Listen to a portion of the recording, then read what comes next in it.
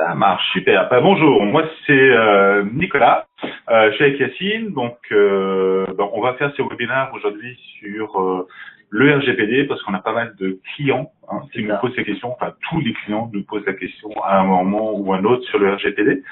Alors, nous ne sommes pas une agence spécialisée sur le RGPD, il y a des gens dont c'est le métier, mais notre objectif aujourd'hui c'est d'essayer de vous donner notre vision d'agence en tant que marketeur sur le RGPD, comment le RGPD impacte le marketing. Voilà. Alors, on va démarrer la présentation par les slides. Donc, je vais couper la caméra. Classe, c'est bon. OK. Et hop, comment je fais là? Ouais, juste partage l'écran. Allez, tu fais.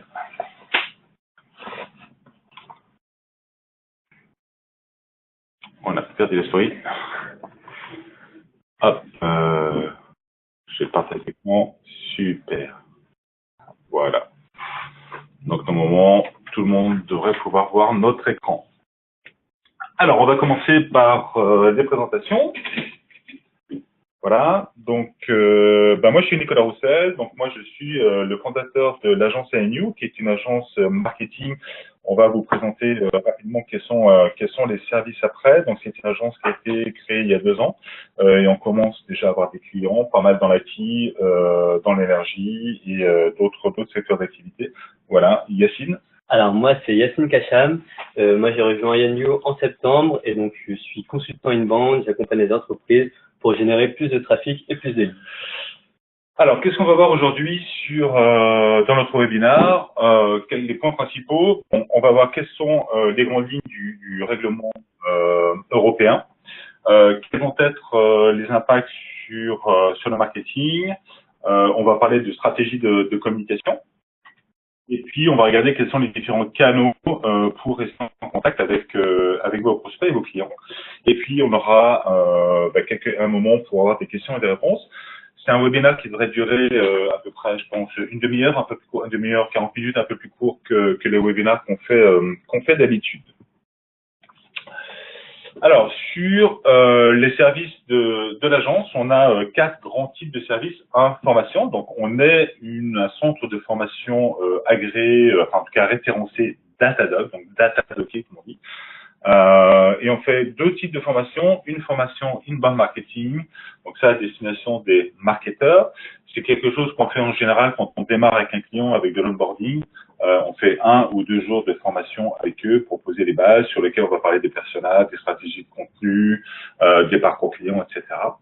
Et puis l'autre formation, c'est la formation social selling, c'est comment aider les commerciaux à mieux vendre en utilisant les réseaux sociaux, sachant que pour nous, en tant qu'agence, c'est un service complémentaire. Et quand on vend des services marketing, on essaie toujours de former les commerciaux derrière parce que faire des actions marketing sans les appliquer à la vente, ça a beaucoup moins d'impact. Le deuxième grand type de service, ce sont les stratégies inbound marketing. Donc là, on va parler persona, on va parler des parcours clients, des stratégies de contenu, mais on va parler aussi d'outils. Donc on va parler de lead scoring, on va parler de marketing, on va parler de reporting, et on va aussi parler de gestion d'image et d'image de marque. Le troisième grand type de contenu, ça va être la production. On a des rédacteurs, donc on les articles, on écrit nos livres blancs, on fait nos infographies, etc. Et on fait aussi la création de sites web inbound marketing en entrée une série d'articles, notamment sur cette thématique-là. Et puis le dernier, j'en ai parlé tout à l'heure, c'est les parties inbound sales, c'est comment aider les commerciaux à mieux vendre. Alors, on va démarrer sur qu'est-ce que c'est que le RGPD. Vas-y, Yacine. Alors, le RGPD, c'est le règlement général sur la protection des données. Donc, c'est un texte de loi européen qui remplace le texte qui prévalait, qui était la directive européenne de 1995 sur la protection des données. Donc, pour rappel, sur cette directive sur la protection des données, elle reposait sur 8 grands principes. Donc, il y avait 8 grands principes qui étaient appliqués, qui sont aujourd'hui obsolètes, mais on va quand même les rappeler pour ensuite comparer avec le RGPD. Donc, on avait déjà obtenir et traiter les données personnelles de manière loyale et licite, conserver ces données uniquement à des fins qui étaient explicitement spécifiées, limiter le traitement des données aux fins initialement spécifiées. Il fallait garantir la sécurité des données, veiller à l'exactitude et à la tenue à jour des données, veiller à leur pertinence et à leur limitation. ne pas conserver les données plus longtemps que nécessaire, donc il y avait une durée limitée pour conserver les données. Et enfin, il fallait fournir au propriétaire une copie des données personnelles détenues si il demandait cela. Alors, il y a quand même pas mal de principes qui sont repris dans le RGPD, et le RGPD va un peu plus loin avec notamment une notion qui est importante pour nous, qui est la notion de consentement. Alors, quelle est la différence entre une directive et un règlement Yacine? Alors, la différence, c'est que déjà, une directive, donc son objectif, en fait, les États membres de l'Union européenne devaient mettre en œuvre cette directive à travers des réformes législatives qui se faisaient à l'échelle nationale. La différence avec un règlement comme le RGPD, c'est qu'il prend directement effet dans tous les États membres de l'Union européenne, donc dès son entrée en vigueur. Donc, pour le cas du RGPD, c'était le 25 mai 2018. Et donc, il n'y a pas besoin de mettre en place des réformes à l'échelle nationale. Alors, ce qui est important, c'est qu'effectivement, ça s'applique à tous les États membres de l'Union européenne, mais ça s'applique aussi aux autres sociétés, même celles qui sont en dehors de l'Union européenne, à partir du moment où elles récoltent des données sur des citoyens de l'Union européenne. Donc, ça, c'est quelque chose, si vous êtes dans une société internationale, à prendre en compte. Alors, on va rentrer dans le sujet sur qu'est-ce que c'est que le RGPD. Alors, quels sont les changements liés au RGPD? Il y a grosso modo le consentement, où ça c'est une grosse avancée, c'est-à-dire que on ne peut plus communiquer auprès des personnes, normalement, sans leur consentement. La deuxième chose, ce sont des droits de la personne, l'augmentation des droits de la personne. Ça va être l'augmentation des procédures internes. Ça va être la mise en place d'une autorité de contrôle.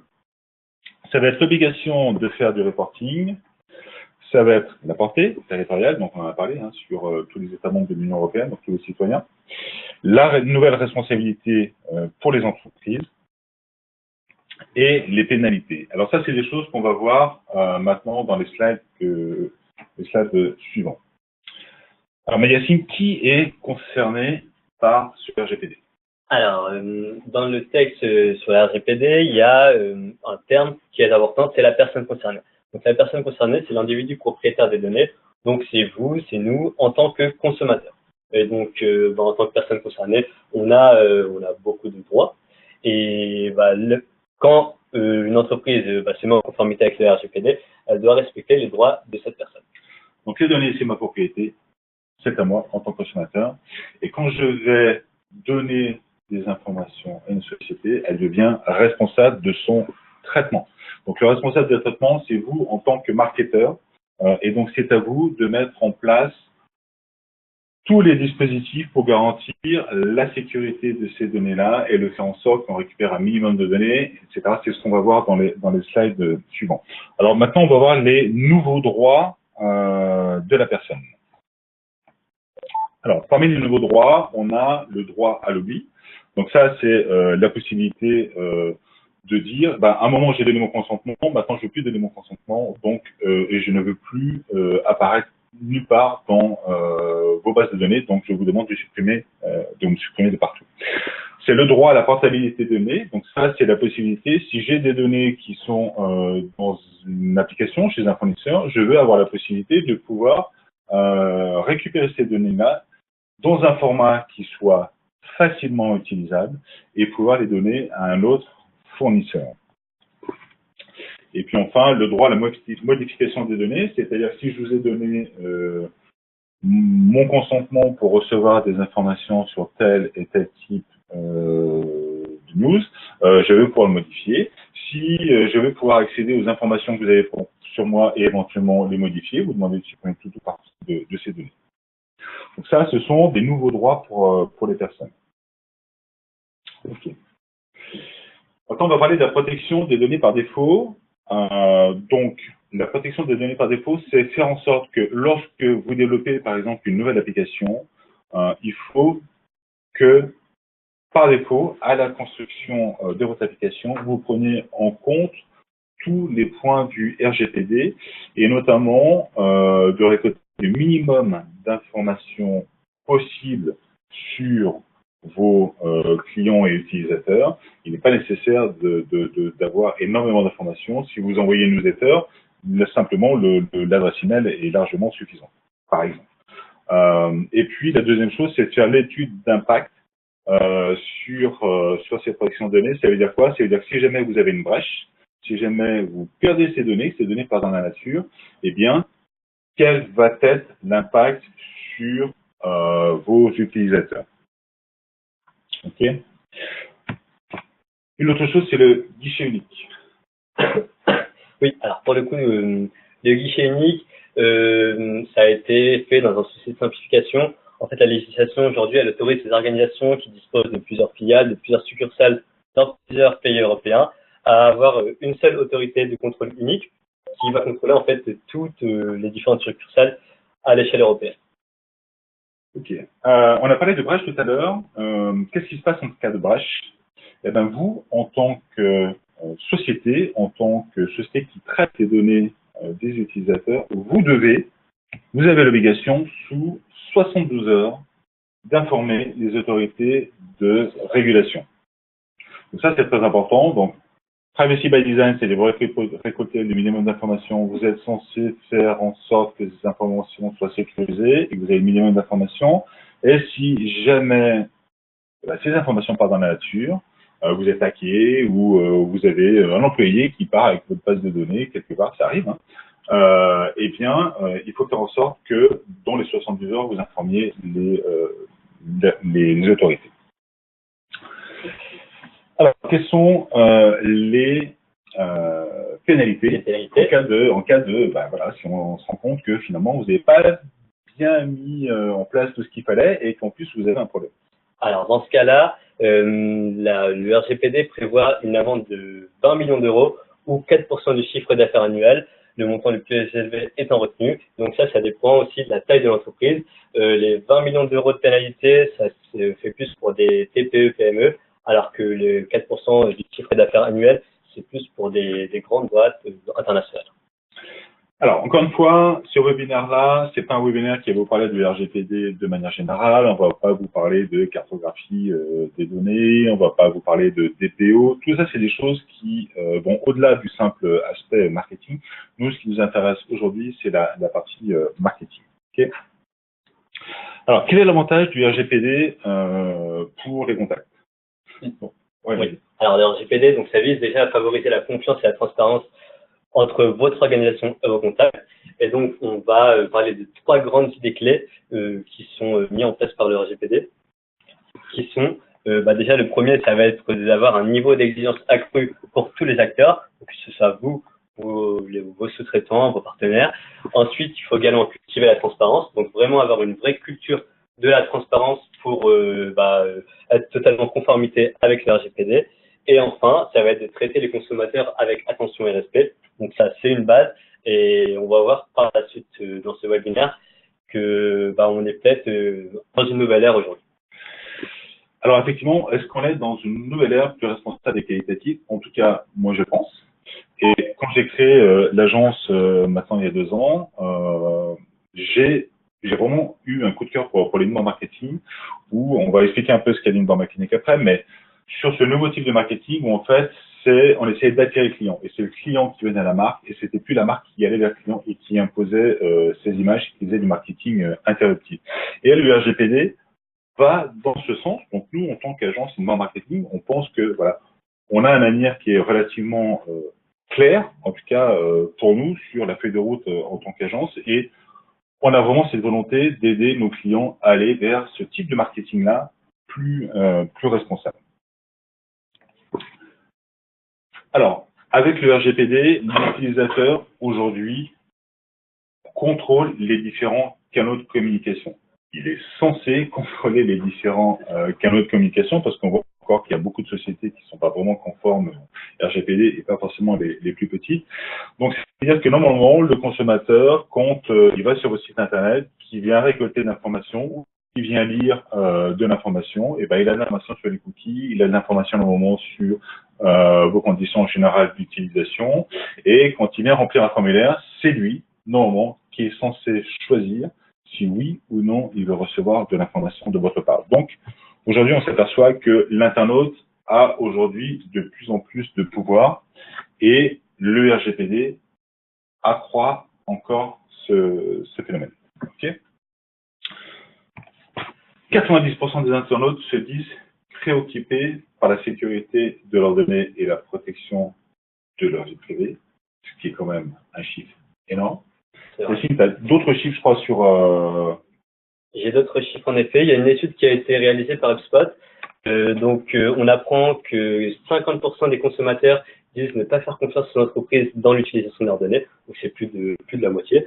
Ensuite, on a d'autres chiffres, toujours sur une étude réalisée par HubSpot, avec notamment les consommateurs européens qui disent faire confiance aux entreprises transparentes.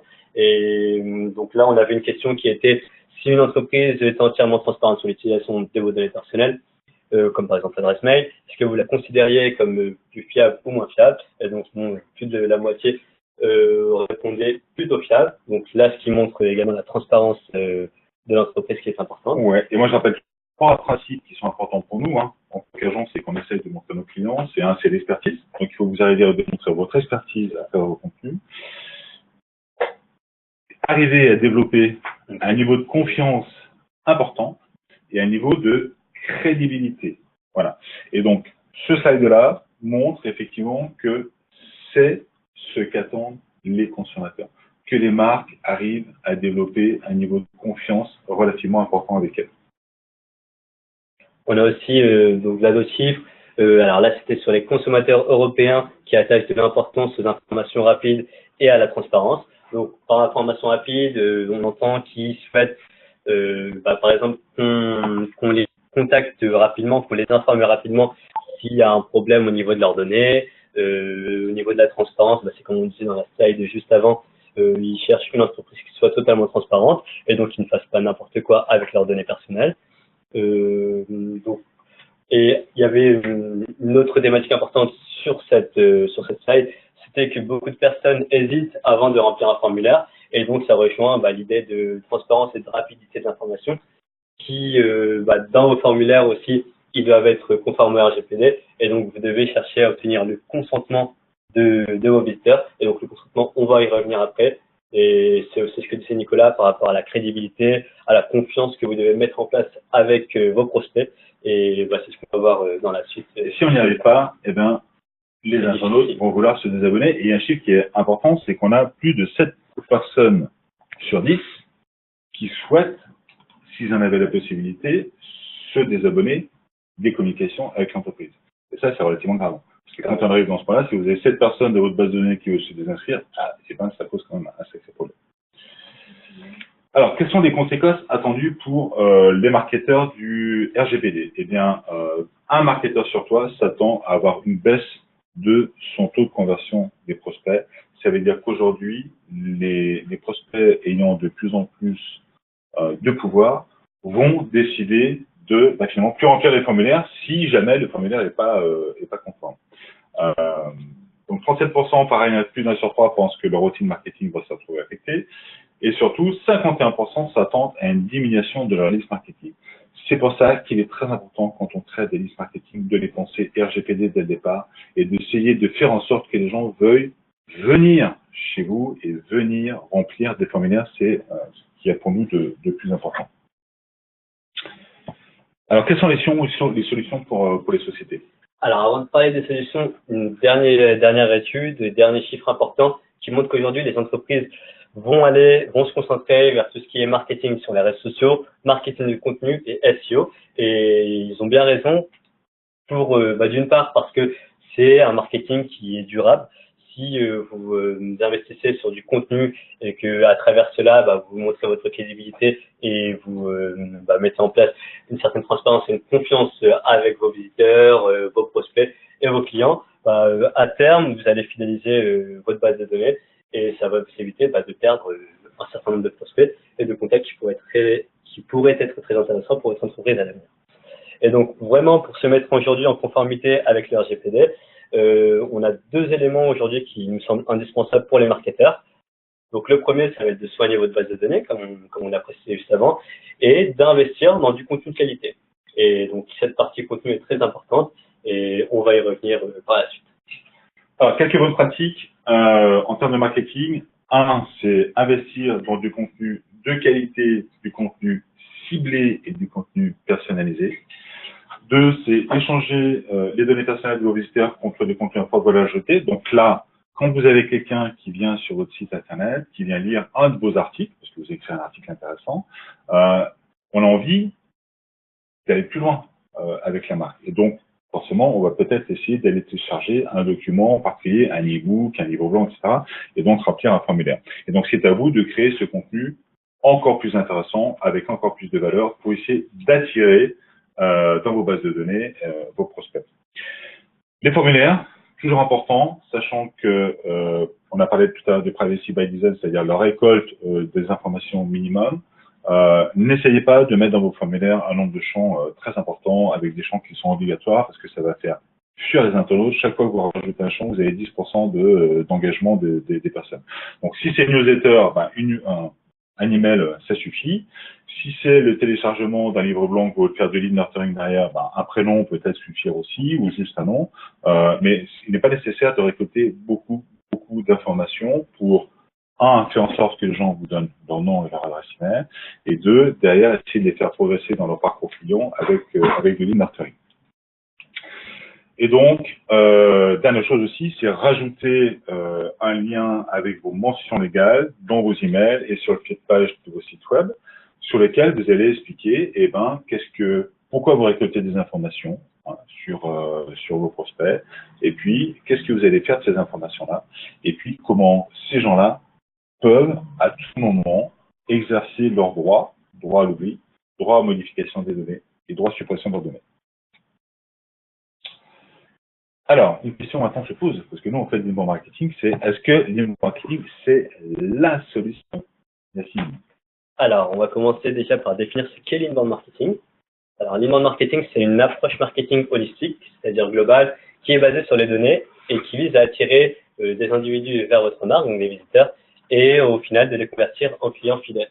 Et donc, cette méthodologie se repose sur le marketing de permission, le permission marketing, qui a été développé par Seth Godin à la fin des années 90 et que Nicolas a beaucoup aimé. C'est pour ça qu'il a lancé dans l'inbound marketing à la base. Et l'idée de Seth Godin, c'est effectivement de se dire, en fait, on demande, si on veut, dans une ère où la technologie se développe, où l'internaute aura de plus en plus de possibilités de se préserver des marques, c'est lui qui va choisir le type d'information qu'il veut avoir. Il faut absolument que les marques arrivent à avoir le minimum de permissions au début. C'est pour ça que quand je vous parle de récupérer juste l'adresse email sur une newsletter, c'est déjà important. Parce que ça veut dire que rien que ces petites informations-là, vous allez pouvoir communiquer de manière régulière avec la personne. Et peut-être qu'elle va revenir sur un article, et peut-être qu'elle va vouloir venir télécharger et vous donner un peu plus d'informations. D'ailleurs, on avait une question. Voilà, pour y répondre, c'était la réponse à la question par rapport à l'adresse mail sur les newsletters. Alors, sur les newsletters, pourquoi cibler? En fait, votre newsletter, c'est grosso modo les articles, les informations sur votre société. C'est des informations qui sont génériques. On n'est pas sur du lead nurturing et du marketing automation là. Donc, en fait, en termes de ciblage, on est un petit peu au niveau zéro de l'inbound marketing, c'est-à-dire comment je fais pour juste garder le message. Si vous voulez cibler, ça veut dire qu'effectivement, il faut un peu plus d'informations, mais là, on va être plus sur du lead nurturing. Et donc, c'est justement, on en vient là, comment, une fois qu'un contact m'a donné une petite permission de communiquer avec lui, l'adresse email, est-ce que je vais lui envoyer des messages qui sont toujours plus intéressants? Il va venir sur mon site, peut-être remplir un autre formulaire, me donner un petit peu plus d'informations. Et c'est comme ça, en ayant de plus en plus d'informations, en créant cette confiance et en faisant en sorte que le prospect vous donne la permission d'aller toujours plus loin avec lui, que vous allez en faire en sorte qu'il devienne client. Voilà. Donc ça, c'est la base du permission marketing développé par Seth Godin. Alors, on va juste faire un récap sur qu'est-ce que c'est que l'inbound marketing et où est-ce que le RGPD se place aux différentes étapes. Donc, l'inbound marketing, c'est une méthodologie en quatre étapes. La première, ça va être d'attirer des inconnus vers le site internet à travers du contenu, donc du blog, des articles de blog, votre site web, des articles référencés, les réseaux sociaux. Une fois qu'ils sont visiteurs, notre objectif, ça va être de les convertir en lead. Et donc là, le RGPD va être important vu que vous allez, par rapport à vos formulaires par exemple, devoir les mettre en conformité avec le RGPD, demander toujours le consentement, par exemple pour une newsletter ou pour télécharger un document, avoir des formulaires qui soient optimisés par rapport à RGPD. Une fois que vous avez géré des leads, votre objectif c'est de transformer ces leads en clients. Donc ça se fait à travers du lead nurturing notamment. Et donc à ce niveau-là, pour le RGPD, là aussi, vous devez obtenir le consentement de vos contacts. Et l'email, on va voir ensuite que l'email, c'est quelque chose de très important et que le RGPD a un impact sur l'emailing. Et on ira un peu plus dans les détails vers la fin de ce webinaire. Mais voilà. Et là, la suite de la méthodologie, donc vous avez conclure et fidéliser. Donc une fois que vous avez transformé vos leads en clients, ça va être de faire en sorte qu'ils deviennent des ambassadeurs de votre entreprise. Donc là, l'inbound marketing, on est vraiment sur le contenu. C'est ça. Ok.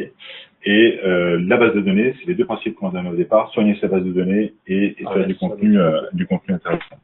Donc en termes de contenu, les différents types de contenu d'inbound marketing, ça va être votre blog, ça peut être des outils interactifs, ça peut être des comparateurs par exemple en termes d'outils interactifs, ça va être tout ce qui va être photos, infographiques que vous allez pouvoir mettre sur votre site. Une infographie, je rappelle, c'est une sorte d'image graphique que vous allez pouvoir diffuser notamment sur les réseaux sociaux et sur votre site. Et l'intérêt, pour nous, de l'infographie, c'est d'avoir ce qu'on appelle des backlinks, c'est-à-dire que les gens reprennent votre image, la mettent sur votre site et mettent un lien vers votre site. Ça va vous rapporter du trafic, mais ça, surtout, ça va vous permettre de gagner en termes d'autorité de notre domaine et donc, vis-à-vis des moteurs de recherche, d'être mieux placé dans les résultats. Ensuite, sur la partie vidéo podcast, effectivement, on peut faire des vidéos et maintenant on commence à faire de plus en plus de vidéos et on voit un peu tout et n'importe quoi dans les vidéos. Donc nous, on l'a fait un petit peu, notamment on essaie de faire en sorte que nos contenus qu'on a écrits, on puisse les avoir sous forme d'infographie, mais aussi sous forme de vidéos, qui est plus facile, plus digeste pour les gens, notamment sur LinkedIn. C'est plus facile de regarder une vidéo d'une minute 30 que de prendre le temps de lire un article. Et puis, il y a toute la partie document premium, donc les présentations, les e-books, les livres blancs, etc.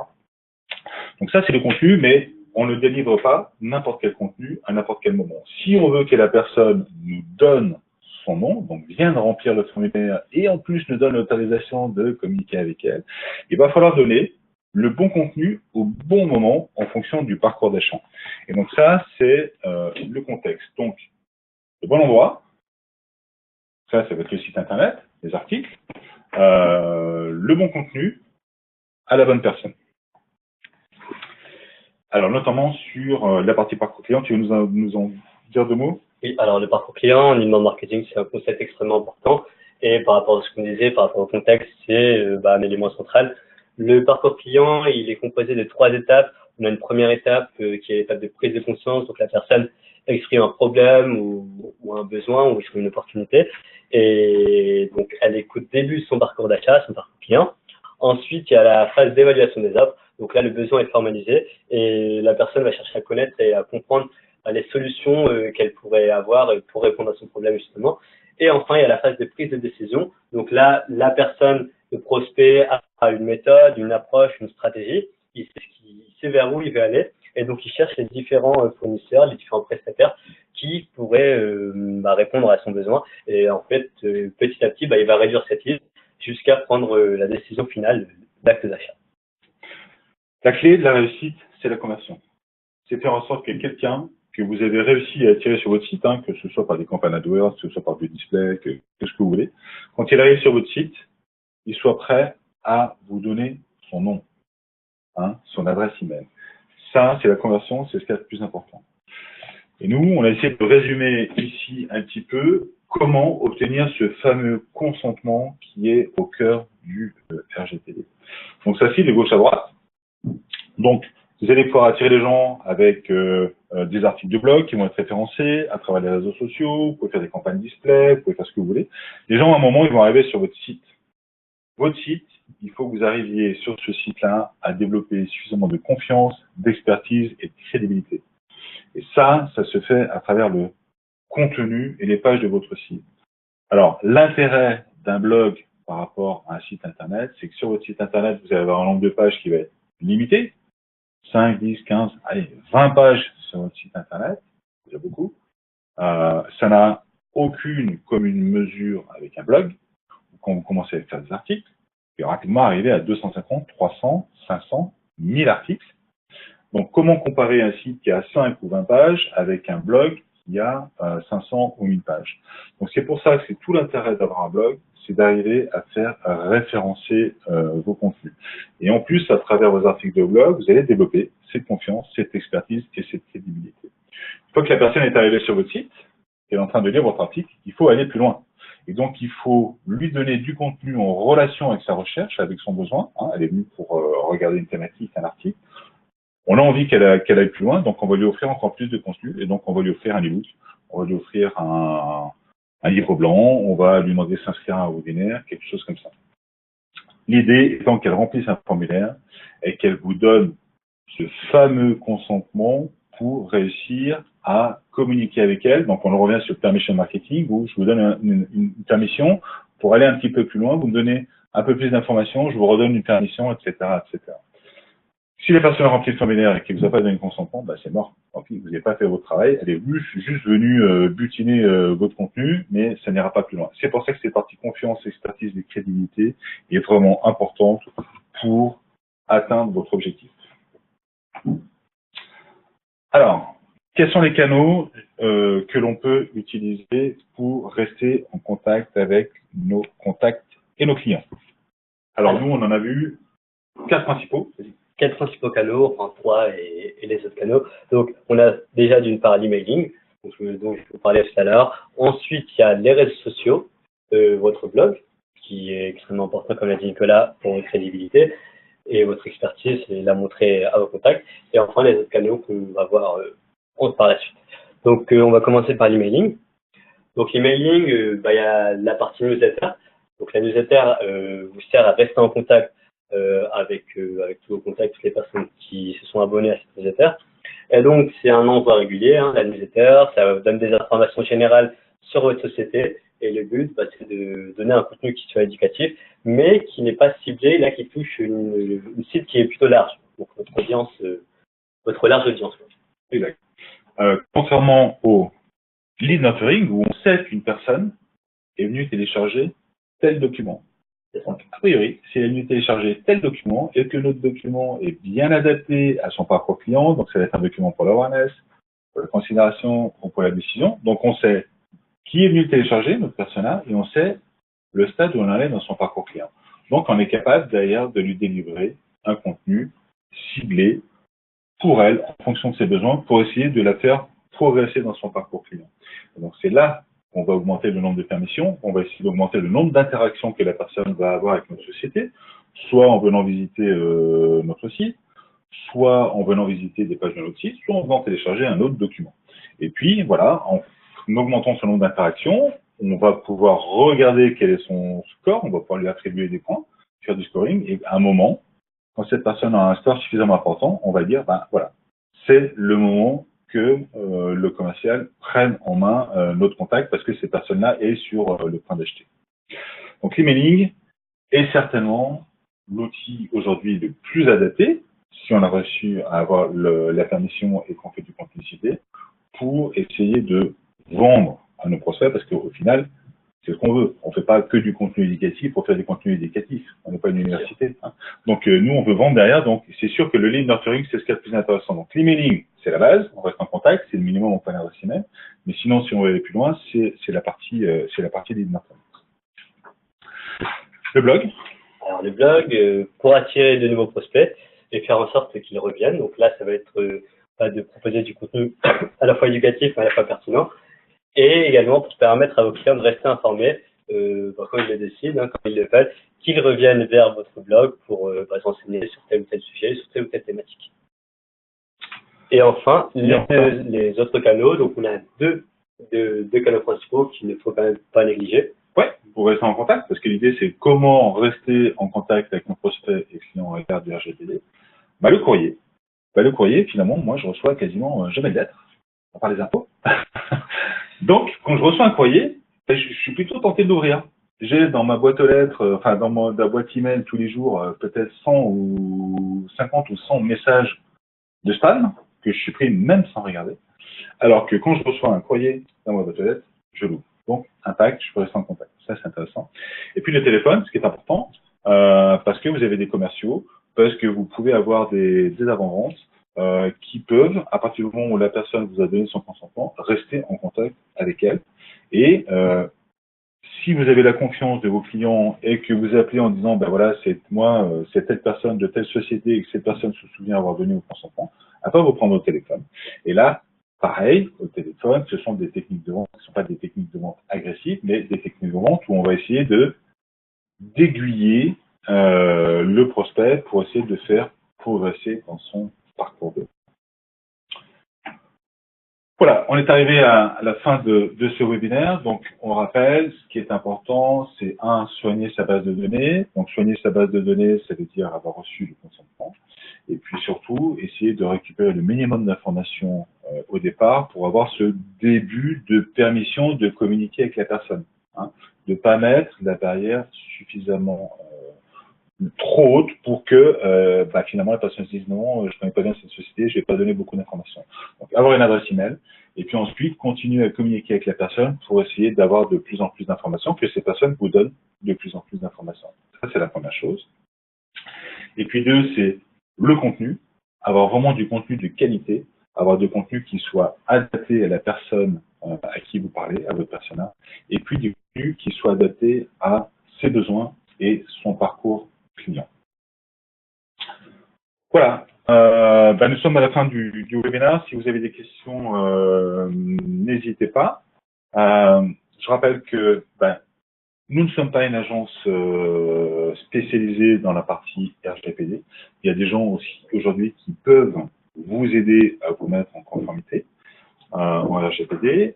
Vous pouvez notamment vous appuyer sur des logiciels qui vont vous permettre de vous aider, vous en tant que, si vous êtes DPO ou responsable d'entreprise, à vous mettre en conformité, à cartographier vos données, à tenir votre registre pour savoir comment vous analysez tous vos flux, pour faire vos impacts, vos études d'impact, etc.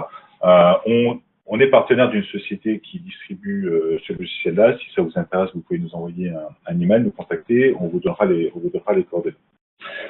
Voilà, merci Yacine. Merci à tous d'avoir participé à ce webinaire. J'espère que ça a été intéressant pour vous. Je pense qu'on va plus faire des webinaires durant cet été. Donc, vous pouvez aller sur notre site. Sur notre site internet, vous avez tous les webinaires qui ont déjà été enregistrés. Donc, on en a fait, je crois, 5-6 encore pour l'instant. Et là, c'est le 6e. Voilà, c'est le 6e. Voilà. Allez sur notre blog. Vous allez voir, il y a plein d'articles intéressants. Vous avez aussi les ressources. Vous avez tous les guides à télécharger chez nous. Et puis voilà. Et puis, si vous avez envie de faire d'inbound marketing, si vous avez envie de faire du social selling, si vous voulez rentrer dans cette démarche, n'hésitez pas à revenir vers nous. Vous pouvez contacter Yacine ou vous pouvez me contacter et on se fera un plaisir de passer du temps avec vous, 10 minutes, un quart d'heure, 20 minutes, peut-être une demi-heure au téléphone avec vous. Vous allez déjà essayer de voir ce que vous faites aujourd'hui en termes de marketing. Est-ce que vous pouvez aller dans une démarche de marketing avec plus de permission, voilà, donc on est là pour vous aider, n'hésitez pas. À très bientôt. À très bientôt et merci. Merci à tous.